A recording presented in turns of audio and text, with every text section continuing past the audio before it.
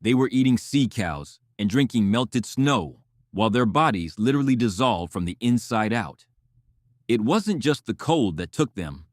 It was a series of arrogant mistakes. How did a map of a phantom land lead them into a death trap? You stand on a beach of black volcanic sand where the wind never stops screaming. It is November 4th, 1741, and the air sits at minus 30 degrees. Your boots crunch over the shattered remains of the St. Peter, a vessel reduced to a skeleton by the North Pacific. There is a smell here that never leaves, the scent of wet iron and old salt-soaked timber. You look at the shallow pits in the frozen earth and realize these weren't graves. They were homes for men who were still breathing while the sand slowly reclaimed them. The mission was supposed to be the crown jewel of the Russian Empire. Commander Vitus Bering was given 1.5 million rubles to bridge the gap between two continents. He had 78 men and a roadmap that promised glory on the Alaskan coast. But look at the metrics from point 11 of the dossier. The logistics were a phantom, built on unseasoned green wood that warped before they even hit the open sea. They were thousands of miles from the nearest supply chain, chasing a horizon that didn't want to be found. The failure wasn't a single event, but a slow, viscous flow of errors. By August, the first casualty was buried on a rock they named Shumagin, after his own fading light. They ignored the advice of the naturalist Steller, who saw the signs of the hollow hunger in their loosened teeth and reopening scars. Instead of turning back, they drifted into a navigational trap, missing their home port by only 200 miles. They mistook this desolate island for the mainland, a tactical blunder that effectively sealed their collective fate. 47 men eventually walked away from this island, but they left their commander behind in the sand. When the 19th century investigators finally exhumed the site, they found something the logbooks never mentioned. Bering was found with his hands still clutching a lead cross, but his remains weren't found in the main camp. He was separated from his men by a distance that made no sense for a leader in his final hours. What happened in those final days that turned the crew against the man who led them into the white? The mood in June 1741 was dangerously high. They left the harbor of Petropavlovsk with 2 ships and a singular Imperial vision. Commander Bering on the St. Peter and Alexei Chirikov on the St. Paul were finally leaving the maps behind. They were sailing into the great white void of the North Pacific, and for a brief moment, they were kings. The wind was at their backs, pushing 2,000 tons of unseasoned wood toward a destiny they couldn't possibly comprehend. But the North Pacific doesn't care about imperial vanity.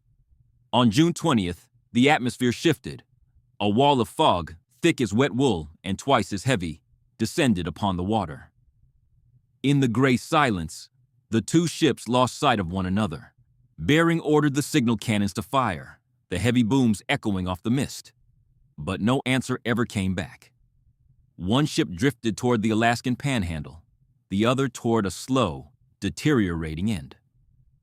Look at the original navigational chart where their paths violently diverge. They were now 2 islands of wood in an ocean of ice. Bering's ship, the St. Peter, was alone. The logistics from point 3 of our dossier reveal a critical vulnerability.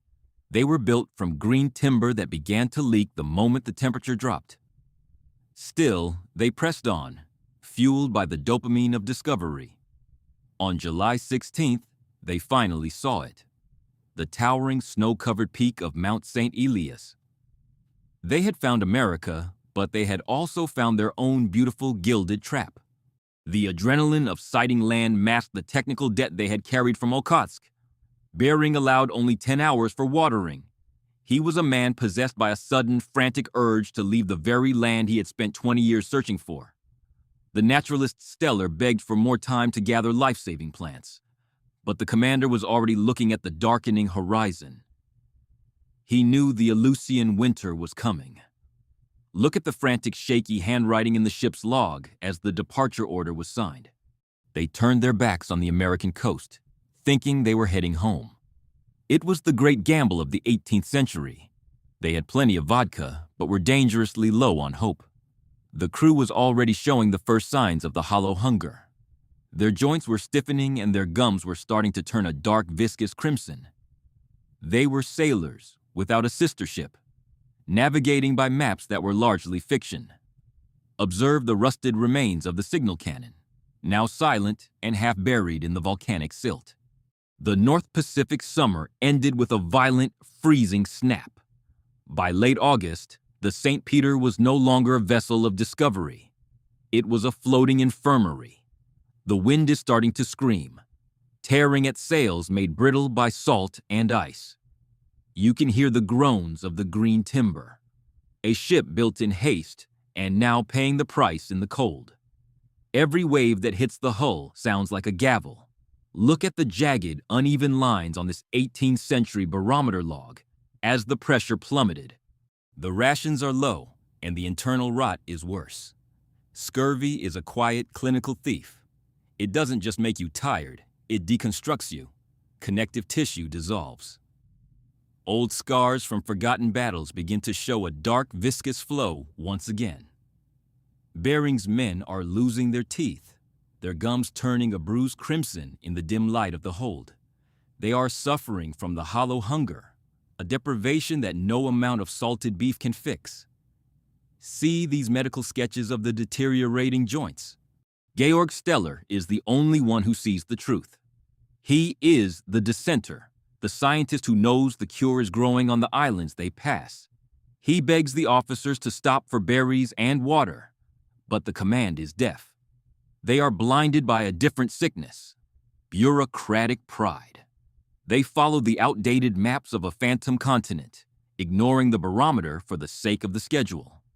Observe the dried, pressed specimens of anti-scorbutic herbs Steller desperately collected during their brief stays. By September, the deck is a landscape of the lost. The crew is too weak to climb the rigging or even turn the capstan. They are drifting in a gray purgatory. 20 men are already unable to stand. The ship is a deteriorating shell, leaking 2 feet of water every hour because the unseasoned wood has warped. They are losing their grip on the mission and their sanity. Look at the stained, frantic sketches in Steller's journal, where he documents the rapid decline of the sailors. The Maritime logs show they missed the home port of Petropavlovsk by a hauntingly thin margin. They were close enough to smell the wood smoke of civilization, yet they turned away. Navigational errors, born of exhaustion and failing eyes, drove them deeper into the Bering Sea. They were looking for a harbor, but they found a trap. The ship was being pulled toward a shoreline that didn't exist on any chart. See the rusted, salt-crusted compass needle that was likely vibrating with every heavy strike of the sea. The final red flag was the silence of the horizon. No sister ship, no Russian outposts, only the sound of the hull grinding against the approaching reefs. The technical debt of their hurried construction was finally being called due. The water in the hold was rising, and the strength of the men was gone. They were about to learn that the ocean doesn't negotiate with emperors. Look at the final, desperate entry in the ship's log before the ink was smeared by the first wave of the winter storm. The horizon finally broke on November 4th, but it wasn't the salvation they had prayed for. It was a jagged, treeless strip of rock rising out of a freezing sea. The St. Peter was no longer a ship. It was a coffin of warped pine and failing hope. The crew was so shattered by extreme deprivation that they couldn't even drop the anchor. They watched in a hollow daze as the waves drove them toward the reefs. Look at the splintered wood fragments from the hull, recovered centuries later from the surf. This is where the law of man ends and the ice takes over. They crawled ashore into a landscape of minus 30 degrees, believing they had reached Kamchatka. It was the ultimate bitter irony. They were actually on a deserted island, trapped by a navigational error that had missed the mainland by 200 miles. The men were so weak, they had to be lowered into pits dug into the frozen sand, just to hide from the wind. See the archaeological mapping of these 6 distinct survival pits in the silt. The ship was abandoned to the storm shortly after. A massive gale snapped the remaining cables, and the St. Peter was ground into the rocks like sea glass. Their only source of warmth, their only shelter, was now a pile of deteriorating timber in the surf. Bering himself was carried ashore, already half buried in his own mind. He chose to stay in his pit, allowing the sand to blow over his legs for warmth. Look at the rusted iron anchor chain, snapped clean by the sheer force of the North Pacific. By December, the silence was the only thing left.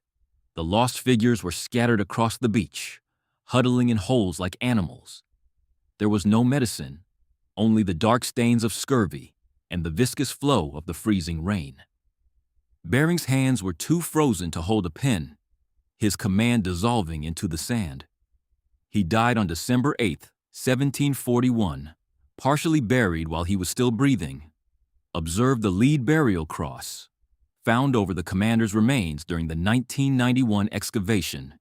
They were living on the remains of the Steller's sea cow, a massive creature they hunted to the edge of extinction just to survive the winter. The desperation was absolute. Men died simply from the shock of the cold air when they were carried out of the hold. It was a clinical, slow-motion catastrophe that no one was coming to stop. They were forgotten by the empire they served, left to rot on a rock that didn't have a name. Look at the etched whalebone tools the survivors fashioned in the darkness. The forensic reality is that the expedition didn't die from one storm. They died from a sequence of arrogant choices made months before the first snowflake fell. They were victims of a technical debt that finally came due in the most hostile environment on Earth. The journals show a crew that had stopped being sailors and had become ghosts long before the end. You can see the salt-crusted pages of the final decalogue, where the ink finally stops forever. Look at the blurred, water-damaged final entry. The snow eventually covers the mistakes, but the journals don't lie. By the spring of 1742, the survivors did the impossible. They tore apart the deteriorating ribs of the St. Peter to build a smaller vessel, a desperate lifeboat named the Hooker. 47 men sailed away from that rock, leaving 31 of their brothers in the sand. They were no longer Imperial explorers. They were ghosts returning to a world that had already moved on. Look at this technical drawing of the reconstructed survival boat. The final toll of the disaster was more than just rubles and timber. It was the loss of a commander who died doubting his own triumph. Bering never truly accepted that he had reached America. He died in a pit, believing he had failed the Tsar. The forensic legacy of this journey is one of hubris and ignored warnings. The journals of Steller and Waxell serve as a clinical autopsy of a mission that was doomed by its own logistics. See the faded yellowed pages of Waxell's final report. But the ocean has a way of turning tragedy into profit. The survivors brought back more than just tales of woe. They brought 1,500 sea otter pelts, a shimmering dark treasure that sparked a global trade. This discovery led to the eventual colonization of Alaska, a legacy built on the remains of the lost. The irony is bitter. Bering died for a land that would eventually be sold for pennies on the acre. Observe the texture of a preserved sea otter pelt, the primary driver of the North Pacific economy. Modern archaeology has finally cleared the sand from Bering's story. In 1991, a joint team exhumed the site on the island. They found the remains of the commander and 5 of his men. The forensic analysis showed no signs of the graphic deterioration many expected. They died from the quiet collapse of their own hearts and the hollow hunger of isolation. They weren't broken by the ice, but by the weight of their own decisions. Look at the forensic reconstruction of Vitus Bering's face from his skull. The lesson of the St. Peter is written in the wind that still scours that beach. Nature doesn't care about your titles or the seals on your charter. It only cares about your preparation and your willingness to listen to the barometer. The expedition was a masterclass in technical debt. a warning to anyone who thinks they can conquer the wild with green wood and a rigid schedule. The silence of Bering Island remains today, a monument to human pride. See the modern drone footage of the lonely gray coastline. We found the journals, we found the pits, and we found the crosses. But we can never truly recover the moment the law of man ended and the island took over. The survivors left behind a map of a new world, but they also left a warning about the price of exploration. Every artifact recovered is a witness to a tragedy that was entirely preventable. Look at the final rusted anchor of the St. Peter, resting forever in the shallow surf where the journey ended.